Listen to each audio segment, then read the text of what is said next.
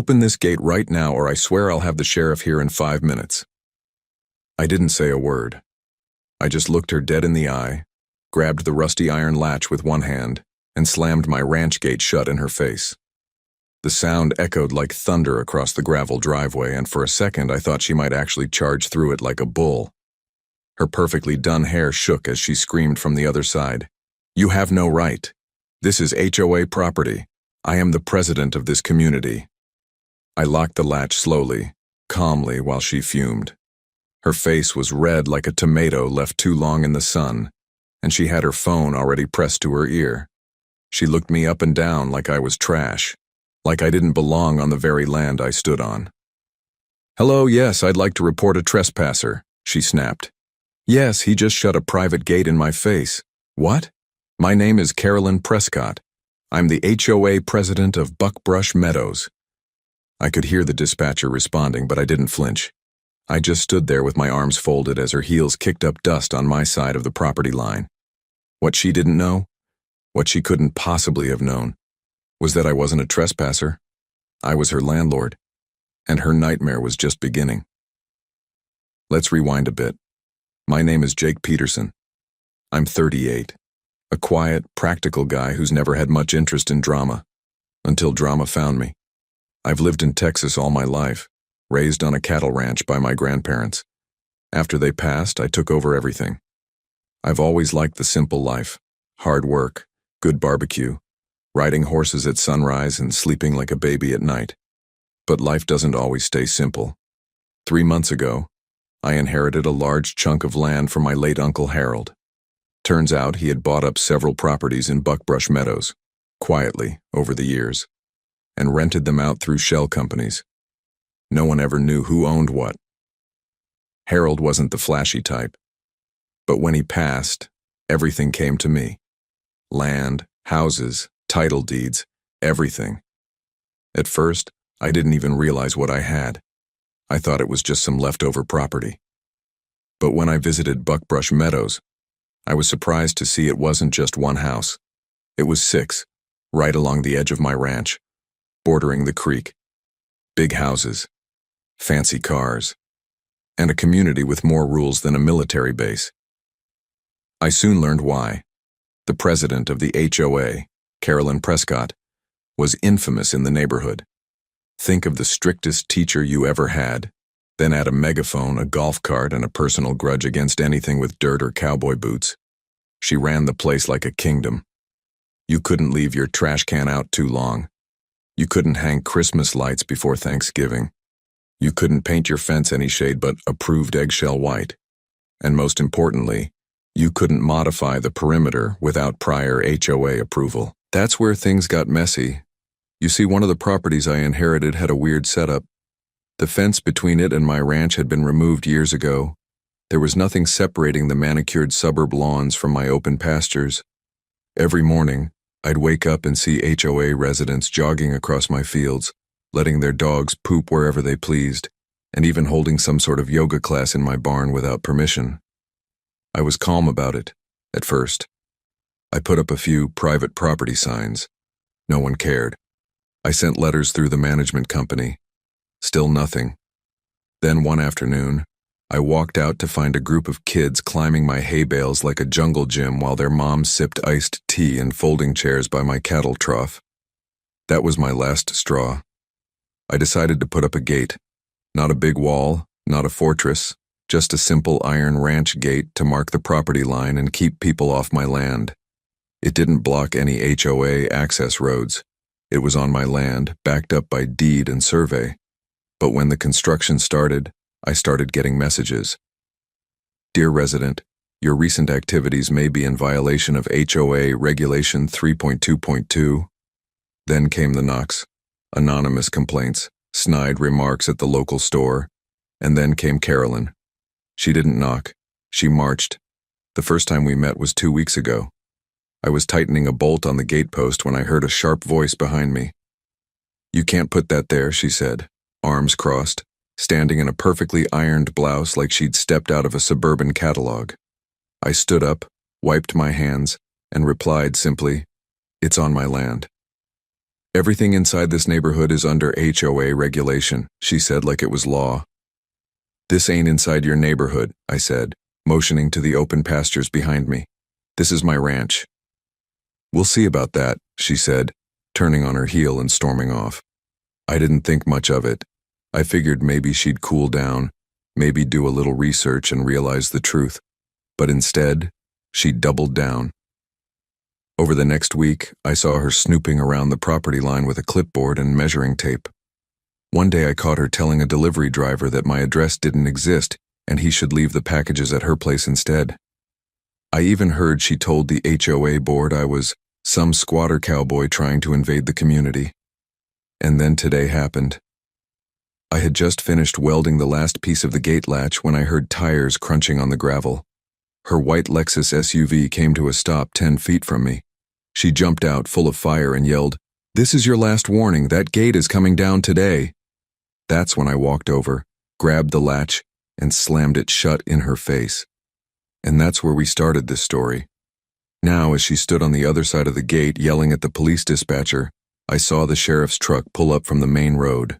She straightened herself, smoothed her blouse, and marched over to meet him as if she were about to win a lawsuit. I stayed behind the gate, calm, silent. I watched as the sheriff, a broad man with mirrored sunglasses and a tired look on his face, stepped out. Carolyn began right away. "Sheriff, this man is trespassing on HOA grounds. He built this gate illegally. He's harassing residents, and he doesn't even live here." The sheriff scratched his head and looked over at me. "Jake Peterson?" he asked. "Yep," I said. "Mind if I come around?" "Not at all," I said and walked over to unlock the gate. Carolyn looked confused. "Wait, you know him?" she asked. The sheriff nodded slowly. "Yeah. Jake just became the largest landowner in Buckbrush Meadows. Far as I know, you're leasing your house from one of his properties." Carolyn's jaw dropped. And then, before anyone could say another word, Carolyn fainted. No warning, no sound, just plop, right there on the gravel road. The sheriff caught her by the arm before she hit the ground fully, and I ran forward, half worried and half, well, not surprised. She came to seconds later, groaning as she blinked up at the sky. "Are you all right, ma'am?" the sheriff asked. I think so," she stammered. She looked at me like I was a ghost. You're the owner?" I didn't answer. Not yet. Because right at that moment, a second SUV pulled up. Out stepped the HOA board treasurer, a man named Barry Gibson. He looked from Carolyn to me, then back to the sheriff. "What's going on?" he asked. The sheriff opened his mouth to respond. But just before he could say anything, Barry pointed at me and said, "Wait, this is the guy who bought the Prescott property too, isn't it?" Carolyn froze. Her hand clutched her purse tightly, because she knew what Barry meant. She just hadn't realized the deed had already transferred. And now the woman who had once ruled the HOA like a queen was living in a house owned by the very man she had tried to get arrested. Barry's words sliced through the tension like a blade. "The Prescott property's been sold," he repeated, stepping forward. "I checked the public records yesterday. The buyer was listed as J. Peterson Holdings." Carolyn's face turned from pale to green. Her lips parted, but no words came out. She looked at me like she was trying to solve a puzzle that just wouldn't fit. I almost felt bad for her, almost. But not quite. "Yes," I said finally, folding my arms. "That's me." You could have heard a pin drop on the gravel. Barry blinked a few times. Wait, you bought her house?" "And 4 others on this block," I said casually, as if we were discussing the weather. "Didn't want to, really. Just kind of happened. My uncle left them to me." I wasn't trying to gloat. I just wanted the facts out there. No more confusion. No more lies. Carolyn stumbled to her feet, using the hood of the sheriff's truck for balance. "This is absurd," she whispered. "There must be a mistake. This man, he's a rancher. He doesn't belong here. He's violating HOA boundaries. And now you're telling me he owns my house? Afraid so, Barry said, adjusting his glasses. I tried to bring it up during last week's board meeting, but you shut me down. The sheriff cleared his throat. Well, he said, as far as I can see, there's no legal issue here. Jake owns the land. The gate's on his side. You're not required to be on that part of the property, Mrs. Prescott. She swayed a little, then straightened up with all the stiff dignity she could muster. Well then, she said, brushing off her skirt, I'll be filing a formal complaint. You do that, I said. In writing, please. Address it to your landlord. That one hit deep. I could tell. She glared at me for a full 10 seconds before storming off back to her car, her heels stabbing the gravel like tiny pickaxes. The sheriff gave me a nod. You take care now, Jake. Thanks, Sheriff. Barry lingered behind. I gotta admit, he said, scratching his head. This is gonna shake up the neighborhood. I didn't come here to shake anything up, I said. Just want my property respected, that's all. Yeah, Barry said, chuckling. Good luck with that. Carolyn's had a grip on this place for 20 years. Well, I said, heading back toward the gate. Maybe it's time that grip loosened a bit. He gave a low whistle. You got guts, I'll give you that. As he drove off, I stood alone for a moment, staring out over the hills. I didn't ask for this war, but I wasn't going to lose it, especially not on my own land. The next few days were quiet, too quiet.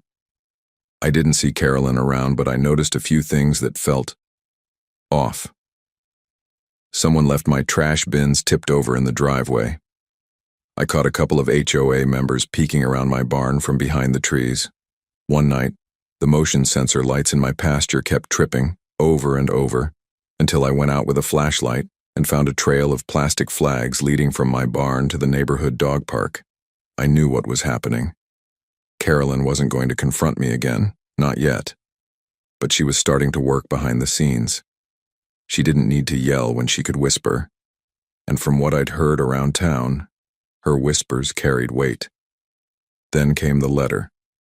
It arrived in a gold-trimmed envelope, hand-delivered by a teenager on a bike. I opened it slowly, already guessing the tone. Dear Mr. Peterson, we regret to inform you that your recent construction violates Article 5.3 of the Buckbrush Meadows Covenant Agreement. The presence of a gate, especially one made of raw iron, does not comply with the aesthetic standards of this neighborhood and may negatively affect property values.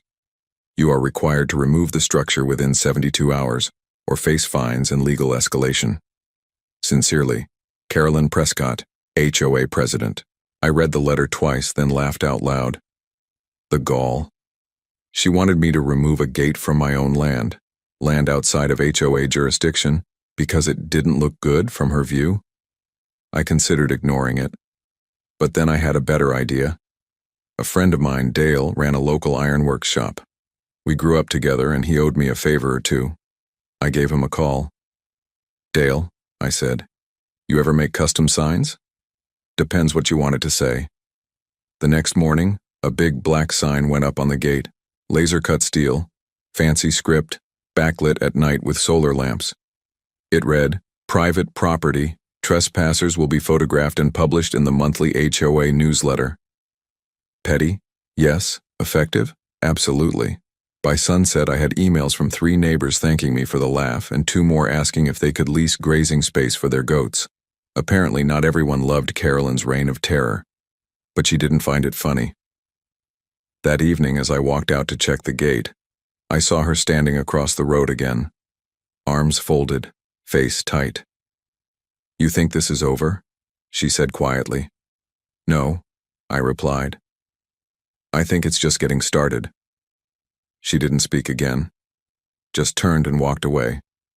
The real storm hit the next week. I got a certified letter from a law office in town. Carolyn had hired an attorney to challenge the legitimacy of my inheritance. She claimed I had fraudulently acquired the homes and that my ownership was under investigation. She also accused me of unethical intimidation and sabotaging the peace of a quiet community. I read the letter slowly, word for word. Then I smiled. Because I knew something she didn't. The law office she hired? It was my cousin's firm, and they already knew the entire situation because they helped me finalize the deed transfer. I called my cousin Rebecca. She laughed so hard I thought she'd fall out of her chair. She didn't even know we're family, she said. Oh, this is going to be fun. Just make sure we stay legal, I said. Always. Then she added something that made my heart thump with curiosity. You should come into the office tomorrow, she said. There's something else you need to see. Something big. What is it? I asked. She hesitated. I don't want to say over the phone, but it's about Carolyn, and it might change everything. The next morning, I put on a clean shirt, locked my gate, and drove into town. I had no idea what I was about to walk into, but by that evening, I'd discover a secret about Carolyn's past, one that could bring the entire HOA crashing down. Rebecca slid a thick manila envelope across her desk and looked me dead in the eyes. You're going to want to sit down for this? I didn't sit. I leaned on the edge of the chair, arms crossed, heart pounding. She opened the flap and pulled out a series of documents, photocopies, court transcripts, and something that looked like a property lien. Carolyn Prescott, she said, tapping the top page, is not who she says she is. I squinted at the document. What do you mean? Rebecca flipped the papers around for me to read. About 8 years ago, in a small town just west of El Paso, she was involved in a civil lawsuit. The HOA in that neighborhood collapsed after it was discovered she was funneling community funds into a personal account. When the investigation closed, she quietly settled, changed her last name, and moved to Buckbrush Meadows under her new identity. I blinked. She embezzled from a different HOA? Nearly $60,000, Rebecca confirmed. Never charged criminally, but she was banned from holding any fiduciary role in an HOA again. Yet here she is, I muttered, running another HOA. Because the records are sealed unless you know where to look. And because nobody here ever bothered to check. I looked down at the documents. The name Carolyn Fieldstone was listed in bold on the court order. The photo attached, though younger and with a different haircut, was unmistakably Carolyn Prescott. She's operating under a fake name, I said. Technically not fake, Rebecca replied. Prescott was her grandmother's name. She used it to reestablish herself. And nobody's questioned it? Rebecca shrugged. Not until now. I let out a low whistle. Jake, she said more seriously, this isn't just about a petty gate or power plays anymore. This woman could be in real trouble if this gets out. And if she keeps pushing this legal fight, we're going to have no choice but to bring it into the open. I leaned back and exhaled. She picked the wrong cowboy to bully. Rebecca smiled. What do you want to do? I didn't answer immediately. I needed to think, because part of me wanted to bury her, humiliate her the way she'd humiliated so many others. But another part of me, maybe the part that still believed in fairness, wondered if there was another way. I took the envelope, thanked my cousin, and promised I'd be in touch. But as I drove back home through the dusty county roads, the choice was taken from me. Because waiting at the front of my ranch, parked right in front of my gate, was a giant moving truck. And standing beside it, clipboard in hand, was Carolyn. What is this? I asked, stepping out of my truck. She didn't look at me. Her eyes were fixed on the clipboard as if pretending I didn't exist. I'm overseeing the removal of all HOA-owned landscaping, she said coldly. You're no longer compliant with HOA guidelines, so we've terminated shared maintenance services. I blinked. Landscaping? She motioned to a patch of grass along the fence. These shrubs, these trees. They were planted by the HOA 10 years ago as part of a visual boundary plan. Since you've chosen to deface the community with this gate, we're removing them. You're kidding. I don't joke, she said, snapping her fingers at the two young men exiting the truck. Start with the red oaks. Touch my trees, I said slowly, and you'll regret it. They aren't your trees, she said without looking at me. They're on shared land. I pulled out my phone. Want to test that theory? Because I've got land surveys that say otherwise. She finally turned to me, face tense, eyes burning.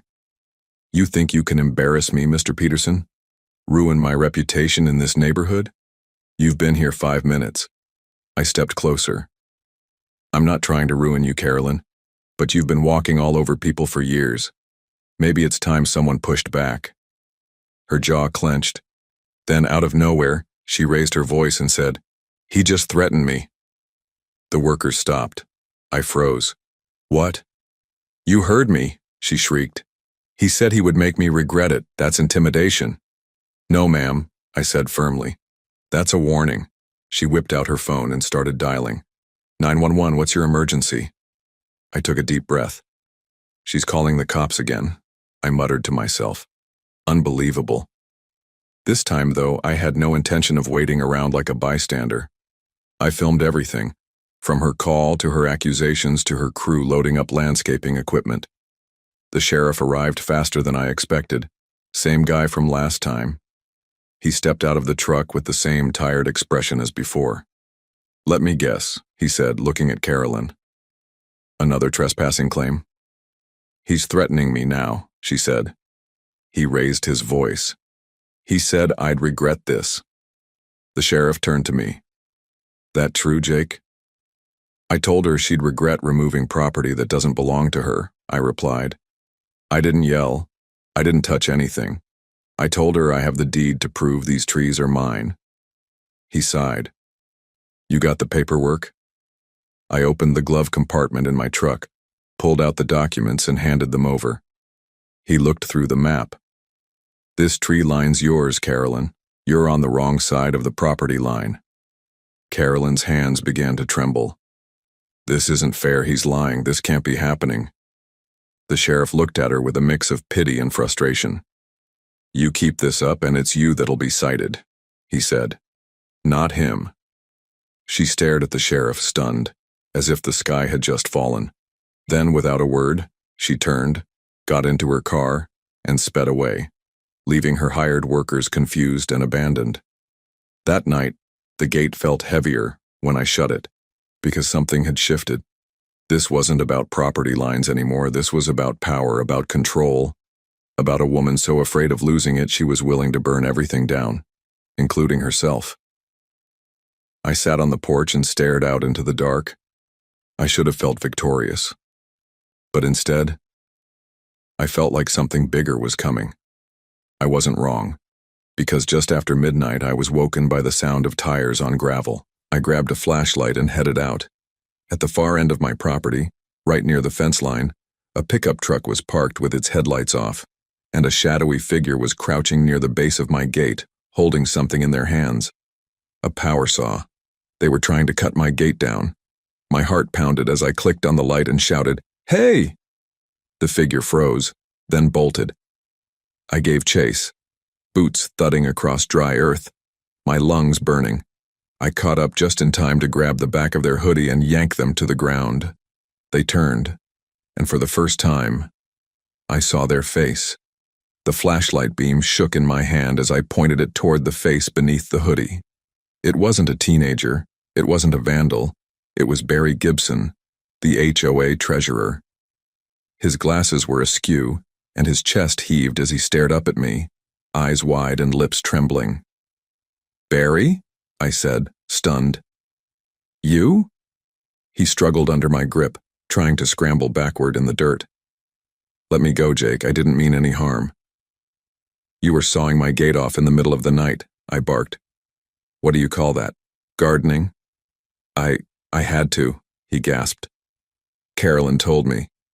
If I didn't do it, she'd have the board vote me out. She has leverage, Jake, she has something on all of us." I let go of his hoodie and stepped back, disgusted. "What leverage?" He sat up, coughing. "Carolyn keeps files, emails, photos, private stuff from residents. She gets them from the HOA newsletter email list and cameras she's hidden around the neighborhood. She spies on people. I didn't believe it at first until she showed me pictures of me at a private poker game with friends. I stared at him. She blackmailed you? Barry nodded, wiping sweat from his brow. And I'm not the only one.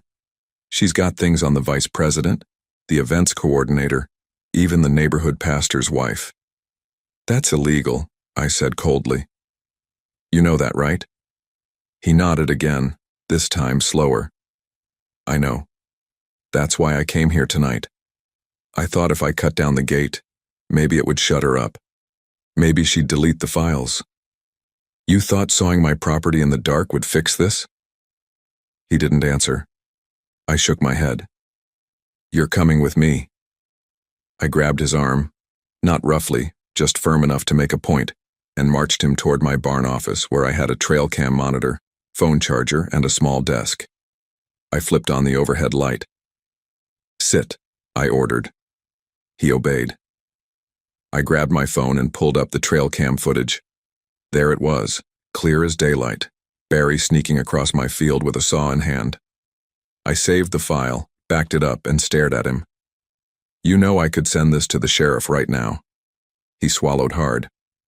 But I won't, I continued, if you do exactly what I say. He looked up with bloodshot eyes. What do you want from me? You said Carolyn has files. Where are they? Her garage, in a locked filing cabinet. She also has a backup on her tablet, which she carries everywhere. And the board? Will they back her if they know? He hesitated, then shook his head. No. They're scared of her, but they hate her. If you can prove what she's done, they'll turn. I stood up and paced. The plan was forming faster than I expected. Okay, I said finally. Here's what we're going to do. The next day I hosted a barbecue. I sent out invitations to every single HOA board member except Carolyn. A little community appreciation event hosted at my ranch, complete with ribs, brisket, cornbread, and lemonade. Most of them came. Some were cautious, some curious. But the smell of smoked meat has a way of bringing folks together. I welcomed each of them personally. Reverend John, Denise from the welcome committee, Greg, the vice president, even the newly married couple from Lot 8 who still had Christmas lights up in April. Once they were all settled with plates in hand, I stood on the porch and cleared my throat. I want to thank y'all for coming, I said. I know I'm new around here. I didn't grow up in subdivisions or homeowner associations.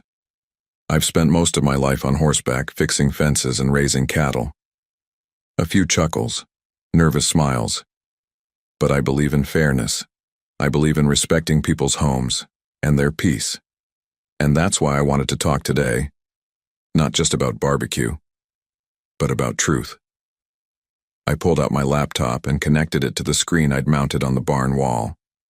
One by one, I displayed the documents Rebecca had given me. Court transcripts, legal settlements, Carolyn's old name. Gasps went up. Then I pulled up a short audio file Barry had recorded. Carolyn threatening to expose people if they didn't vote her way. Silence. Denise clutched her hands together. Greg just shook his head. She can't be allowed to do this anymore, I said. She's hurting this community, not helping it. But I can't remove her. Only you can. Barry stood slowly.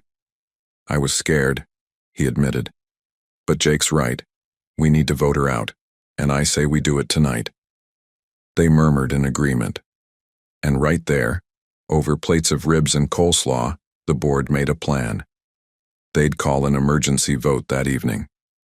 Carolyn wouldn't even see it coming. Later that night, the HOA board gathered in Barry's living room. Carolyn strolled in 15 minutes late, wearing a crisp blue suit and heels so sharp they clicked like gunfire on the tile. "What is he doing here?" she snapped, seeing me in the corner. Barry stood up. "Carolyn, we've reviewed your conduct as president. We've received evidence of unethical behavior, illegal surveillance, and abuse of power. As treasurer, I hereby move to remove you from office, effective immediately." Carolyn laughed. "This is a joke, a pathetic little ambush." "It's not a joke," Denise said, standing beside him. "It's a vote. All in favor?" One by one, hands went up. Greg, Denise, Reverend John, even the newlyweds, 6 out of 7. Carolyn's hand didn't rise, neither did her jaw, which hung open in disbelief. I will sue every last one of you, she spat. You think you can take me down with your little ranch boy puppet? This isn't about Jake, Barry said. It's about you. She lunged toward the table, grabbing her tablet. But I was faster. I stepped forward and calmly slid a court order across the table. Oh, by the way, this is a legal injunction to prevent you from destroying any evidence. Those files on your tablet, you'll want to hand those over. Her hand froze above the screen. For a moment, she looked like she might hurl the thing at my head. Instead, she shoved it into her purse and stormed out. The room sat in stunned silence. She'll be back, someone whispered. I don't think so, I said. But I was wrong. Because the very next morning, as I was feeding the horses, a knock came at my gate. Not a sheriff, not a neighbor. It was a man in a suit, holding a legal envelope. You Jake Peterson? He asked. Yes. You've been served. I opened the envelope slowly. Carolyn had filed a full-blown lawsuit. Defamation, harassment, loss of income, intentional infliction of emotional distress. She wasn't backing down.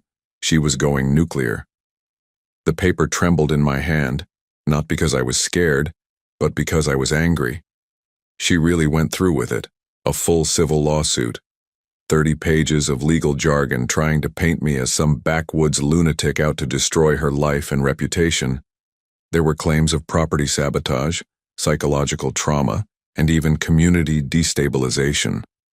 One section read, Mr. Peterson's repeated and deliberate actions have made it impossible for me to safely carry out my duties as HOA president. Well, that was rich. She wasn't even HOA president anymore. I dropped the envelope on the kitchen table and sat back. She'd lost power. She'd been publicly exposed. Her threats had failed. But Carolyn Prescott didn't go quietly. No, she went to court. Rebecca came over that evening. She took one look at the complaint and burst out laughing. She's suing you for harassment? She said between snorts. That's like a tornado suing a town for wind damage. Can she win? I asked. Rebecca's smile faded. Not likely, but this is what's known as a strategic lawsuit against public participation. A slap. It's not really about winning. It's about wearing you down. I sighed. So she wants to drag me through months of court appearances, legal fees, and public drama. Exactly, Rebecca said. But I've dealt with people like Carolyn before. You can't beat them at their game. You have to change the game. I leaned forward. What do you have in mind? She pulled a folder from her bag. We countersue. Not just a defense. We hit her back, with a defamation suit of our own, backed by the surveillance footage from your ranch, the HOA board's recorded vote, and the falsified reports she made to the sheriff. Sounds like war. It is war. But Jake, you've got the land, the law, and now the community on your side. It's time you stopped playing defense. I nodded. Let's do it. Within the week, Rebecca had filed the countersuit. It made headlines in our small town. HOA tyrant faces lawsuit from new landlord. Local rancher battles former HOA president in explosive legal showdown. The story spread fast. Suddenly, I wasn't just the guy with a gate. I was the symbol of resistance against years of HOA dictatorship. People I'd never met started showing up at my ranch to shake my hand. Local news wanted interviews. One woman even brought me a pie and said, "My roses died because of that woman's ridiculous fertilizer rules." Thank you. But the real shock came when someone slid a plain brown envelope under my gate one morning. No note, no return address, just a flash drive inside. I plugged it into my laptop and opened the only file. It was a folder labeled Prescott Secrets. Inside, dozens of videos, hidden camera footage from her garage, her HOA office, even neighborhood meetings she recorded without anyone's knowledge. One clip had her bragging to a friend over wine. These fools are so scared of me I could tell them to repaint their houses purple and they'd do it. I've got something on all of them. Another file showed her laughing as she deleted complaints from elderly residents. And then, in one especially damning clip, she said this: "If I lose control of Buckbrush Meadows, I'll burn the whole damn place down before I give it up." I sat frozen. This wasn't just petty power play anymore. This was full-blown manipulation and abuse. I called Rebecca. "I need you to see something," I said, "and bring a copy for the judge." The preliminary hearing was set for the following Monday. Courtroom 2B, a modest place with creaky benches and a fan that hummed so loud it nearly drowned out the judge. Carolyn walked in, wearing a gray suit and oversized sunglasses, flanked by a lawyer who looked like he was regretting his life choices. I came in with Rebecca and Barry, who had offered to testify. The judge called both parties forward. Carolyn's lawyer started with a dramatic speech about how I had intentionally humiliated his client, caused her to lose her home, her job, and her dignity, and how I was abusing my wealth and land ownership to oppress a once respected woman. Then Rebecca stood. "Your Honor," she said calmly, "we not only deny all claims, but we will show today that the plaintiff is not a victim, but the aggressor." She clicked the remote and the court monitor lit up. One by one, she played the clips. Carolyn's smirk faded. Her mouth opened slightly. When the video of her deleting resident complaints played, her lawyer tried to object, but the judge overruled. And when the final clip played, "I'll burn the whole damn place down," the entire courtroom went silent. The judge leaned forward. "Ms. Prescott, were you aware these recordings existed?" Carolyn finally spoke. "That's not me," she said weakly. "That's edited." Barry stood from his seat in the back. "Your Honor, I can testify that's her voice. I've known her for years. I've been in that room." The judge looked back at Carolyn. "Then this court will proceed with discovery and an evidentiary hearing. Based on what I've seen today, the plaintiff's claims are highly questionable. This court is also considering sanctions for filing what appears to be a frivolous lawsuit." Carolyn's face collapsed. For the first time, I saw the woman not as the raging HOA tyrant, but as someone cornered, panicked, powerless. She stormed out before the judge could finish the sentence. Outside the courthouse, the cameras waited. Reporters huddled around me, but I kept it brief. "I'm not here for revenge," I said. "I'm here to protect what's mine and help this community heal." But even as I said it, I knew it wasn't over, because that night I got a phone call. It was from Barry. "Jake, something's happened," he said, voice shaking. "What is it?" "There was a fire," he whispered. "At the HOA clubhouse, everything's gone. The cameras, the records, the files, all burned to ash." My blood ran cold. "Is Carolyn?" "She's gone," Barry said. "No one's seen her since the hearing." I gripped the phone tighter, because I knew, deep in my gut, this wasn't over. It was about to get worse.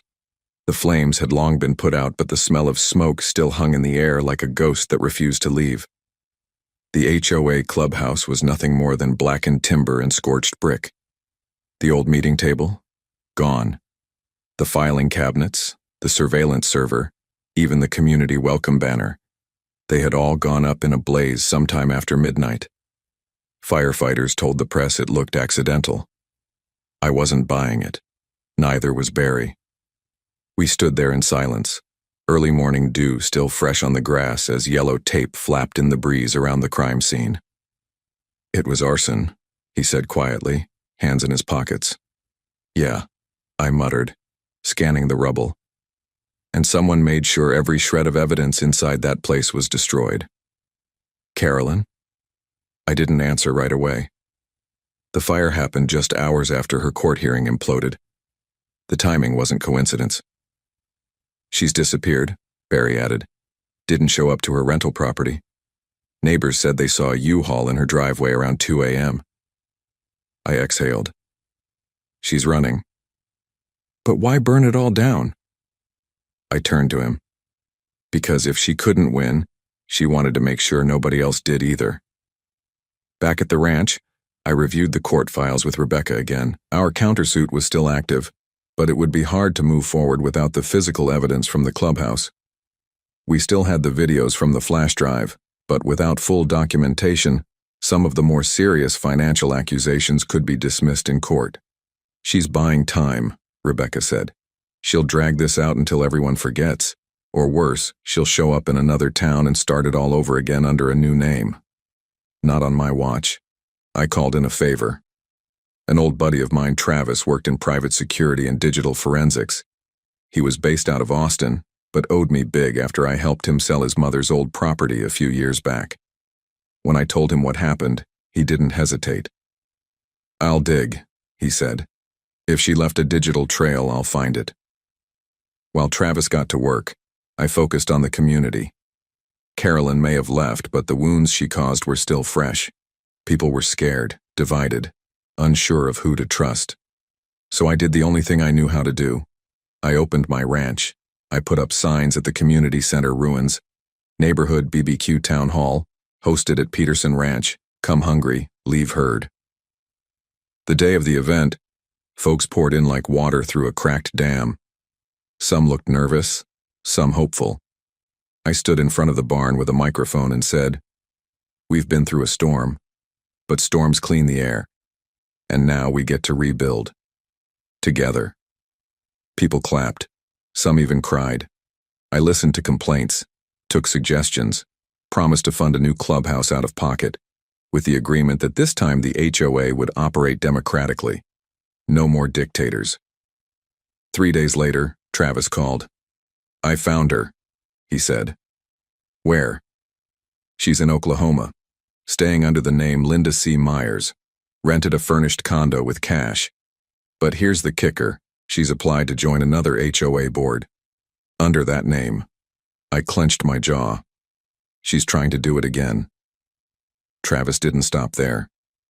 Also found traces of emails she sent after the fire. One of them was a payout receipt for a guy named Miguel Alvarez, an ex-con who served time for arson 10 years ago. She hired someone. Looks like it.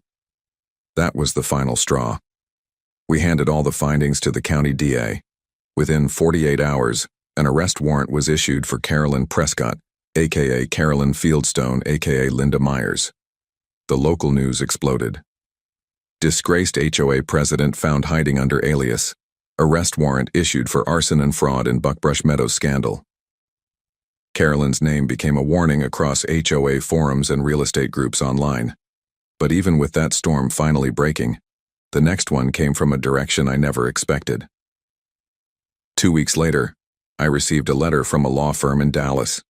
It was from a company that owned the original land development firm for Buckbrush Meadows. They were suing me for damaging the brand image of a master-planned community and influencing a board restructuring without developer consent. It was the final kick from the corporate hornet's nest. I called Rebecca. "Now the developers are coming for me?" I asked. She sighed.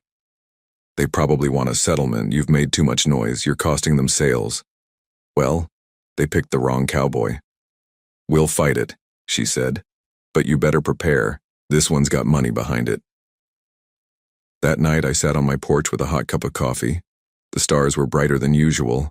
The wind soft. I looked at the land that I'd inherited, fought for, and now was fighting to protect again. All I'd ever wanted was peace. But peace doesn't always come easy, especially when power is threatened. And as I sipped that coffee, I realized there was still one truth Carolyn hadn't told anyone, a secret buried so deep in the HOA's original contracts that even I hadn't seen it yet. Until now. The contract looked harmless at first, just another stack of developer documents, part of the original formation of Buckbrush Meadows. It had been buried in the county's old record archives, filed away with dusty blueprints and water drainage maps. But tucked deep in Section 9.7, in small legal language that probably no one ever bothered to read, I found it. In the event that the primary property holder of the bordering estate acquires more than 51% of the rental units within the association zone, that individual or entity shall have the legal right to assume administrative control of the HOA board, pending community vote. I read it twice, then 3 more times just to be sure. That clause was a relic, a forgotten loophole from when the developers first drafted the neighborhood.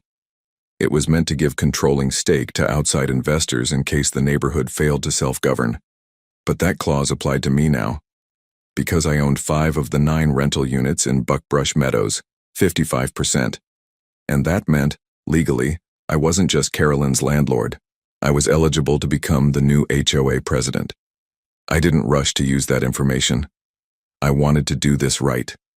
The last thing I needed was to become what Carolyn had been, power-hungry and feared. But when the developer's lawsuit reached court, and their lawyer tried to argue that I had no rightful authority or influence over community decisions, Rebecca calmly slid the document across the courtroom table and said, "Check section 9.7. The judge took one look and called a recess. By the end of that hearing, the case was dismissed. The developers withdrew their complaint. The community gathered at the rebuilt clubhouse the following Saturday. The mood was different this time. Kids played in the open lawn. Dogs trotted between folding chairs. Neighbors who had barely spoken in years were swapping stories over lemonade. I stepped up to the new podium. "I never asked for this role," I said. "But I inherited land, and then inherited a fight I didn't start. All I ever wanted was to be a good neighbor." The crowd nodded, listening. "I don't believe in ruling people. I believe in representing them. And if you'll have me, I'll take on this job. Not as a dictator, not as a watchdog, but as a fellow member of this community." Someone clapped. Then another. Then everyone. Barry stood and raised his hand. "All in favor of Jake Peterson as our new HOA president?" Hands shot up everywhere. No votes against. My first act as HOA president? I rewrote the bylaws. I eliminated petty fines. I opened board meetings to everyone. I returned power to the people where it belonged. And then I did something no one expected. I renamed the neighborhood. The plaque at the front gate was changed from Buckbrush Meadows to Peterson Hollow, a community of neighbors, not rules. But Carolyn wasn't done with me just yet. Weeks after her arrest, she posted bail. We expected she'd go underground again, maybe change her name a 4th time, but instead, she sent a letter. Typed, "Cold. You may have won this round, Mr. Peterson. But don't confuse land with loyalty. Communities crumble fast. All it takes is a little pressure. CP." I folded the letter and locked it in a desk drawer. Not because I was afraid, but because I knew this type of person never truly disappears. They wait, they watch, they plot, but they always forget one thing. People remember how you made them feel. And Carolyn had made an entire town feel small. Me? I made them feel free.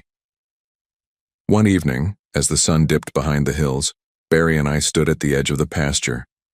The air was warm. Crickets chirped. Everything was calm again. "You think she'll try to come back?" he asked. I took a long sip from my mug and smiled. "If she does, I'll be ready."